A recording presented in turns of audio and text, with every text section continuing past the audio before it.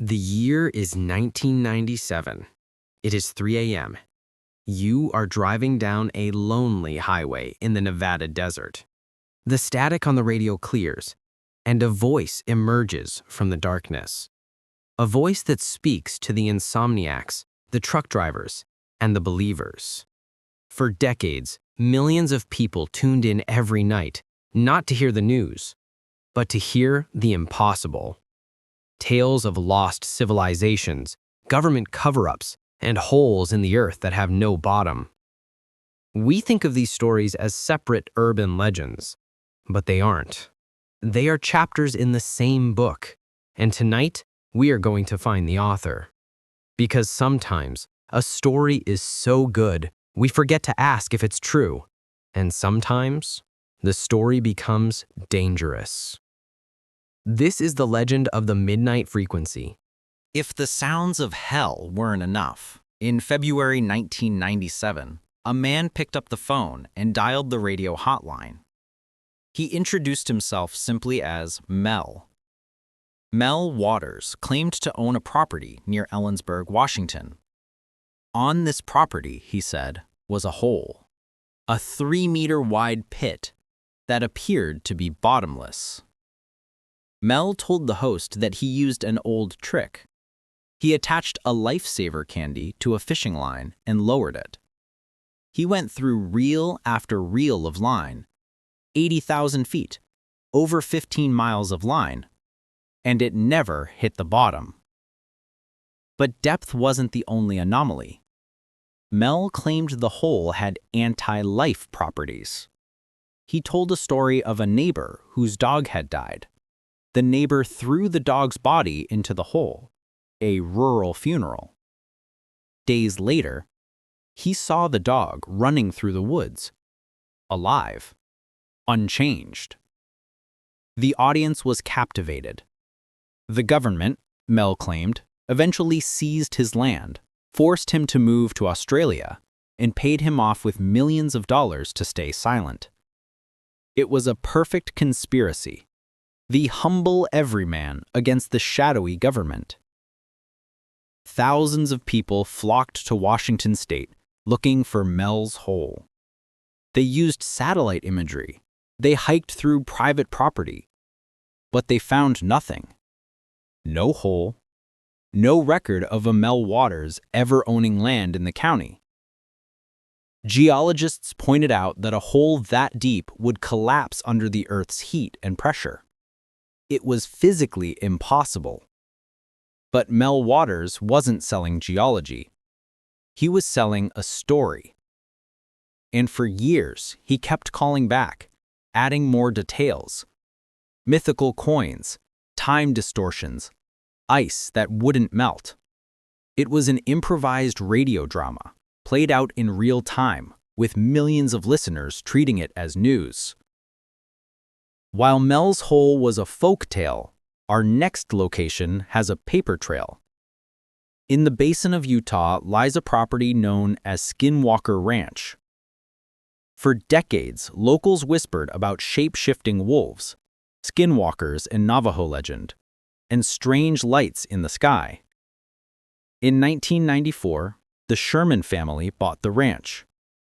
They reported bulletproof wolves, poltergeist activity, and cattle that vanished or were mutilated with surgical precision. This is where the story shifts from folklore to national security. In 1996, billionaire Robert Bigelow bought the ranch. But he didn't buy it to raise cattle. He bought it to hunt anomalies. He brought in a team of PhD scientists, locked down the perimeter, and turned the ranch into a paranormal laboratory.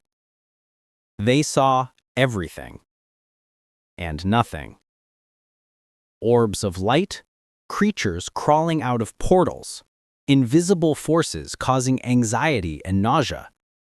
This caught the attention of the U.S. government.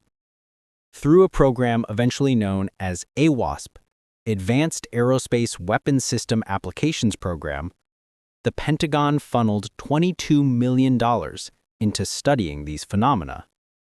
Think about that. U.S. tax dollars were spent investigating dino beavers and invisible entities in Utah. The result? Years of study, millions of dollars, and zero physical evidence. No captured creatures, no scientific data that could pass peer review. The Skinwalker Ranch story teaches us about the power of suggestion.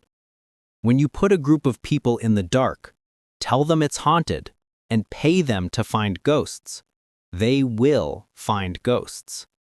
The human brain is an anomaly-generating machine. The Sounds of Hell, Mel's Hole, Skinwalker Ranch, Area 51. These stories seem disconnected, but they all share one common DNA strand. They all exploded into global consciousness on one specific platform, Coast to Coast AM, hosted by Art Bell. Art Bell was the master of the theater of the mind. Broadcasting from his home studio in the middle of the desert, Pahrump, Nevada, he created a safe space for the fringe. Art's genius was his style. He didn't scream like a conspiracy theorist. He was calm, rational. He listened. He rarely challenged his guests. If a man called in claiming to be a vampire hunter, Art wouldn't say, "You're crazy." He would ask, "What kind of stakes do you use?" He allowed the sounds of hell to play uncensored. He gave Mel Waters hours of airtime to spin his yarn. He introduced the world to the investigators of Skinwalker Ranch. He created a feedback loop. Listeners would hear a story, hallucinate their own evidence, and call in to confirm it. It was the internet before the internet, an echo chamber of the impossible. But Art Bell didn't just entertain. He influenced reality, and sometimes that influence turned dark. In 1996, amateur astronomers discovered the comet Hale-Bopp. It was a beautiful celestial event, visible to the naked eye. But on Art Bell's show, a different narrative was forming. A guest brought a photo claiming there was a companion object following the comet, a spacecraft. Remote viewers and psychics went on air confirming that a UFO was hiding behind the comet's tail. Art Bell published the photo on his website. It was later proven to be a fake, just a digital artifact. But the correction came too late. There was a group listening, a cult known as Heaven's Gate. They believed they were alien souls trapped in human containers. They had been waiting for a sign to leave Earth.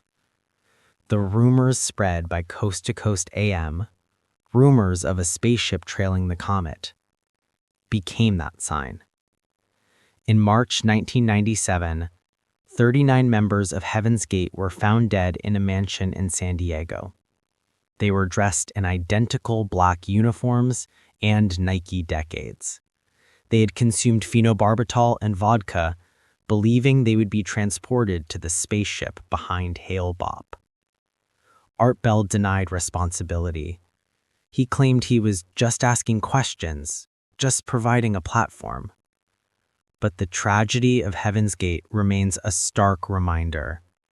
When you blur the line between fantasy and reality for millions of vulnerable people, the consequences are very real.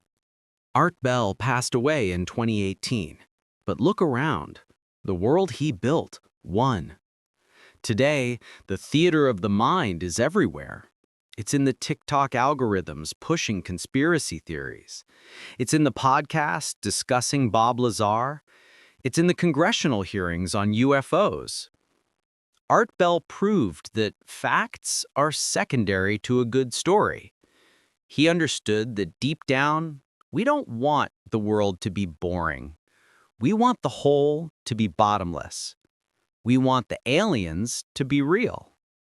We want the static to speak to us. So, the next time you hear a story that sounds too wild to be true, but you feel that urge to believe it, remember the midnight frequency and ask yourself, are you listening to the truth? Or are you just afraid of the silence?